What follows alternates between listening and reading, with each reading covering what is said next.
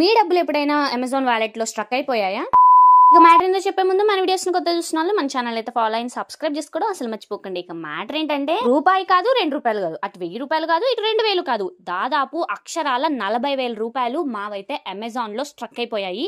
అదిగా మనకి బయటికి రావడం కూడా ఉండదు. ఇక నీకు ఖచ్చితంగా డబ్బులు కావాలంటే మాత్రం ఖచ్చితంగా నువ్వు ఎలాంటి ప్రోడక్ట్ అయినా తీసుకో, ఏ ప్రోడక్ట్ అయినా తీసుకో, అది ఖచ్చితంగా 40,000 రూపాయలు ఉండాలి. అది కూడా అమెజాన్ లోనే తీసుకోవాలి. ఇలాంటి టార్చర్ అసలు ఎక్కడన్నా ఉంటుందో చెప్పండి. అది మేమైతే ఫేస్ చేసామన్నమాట. అసలు యాక్చువల్ గా ఏం జరిగిందంటే మా హస్బెండ్ దగ్గరికి ఒక కస్టమర్ వచ్చారనమాట.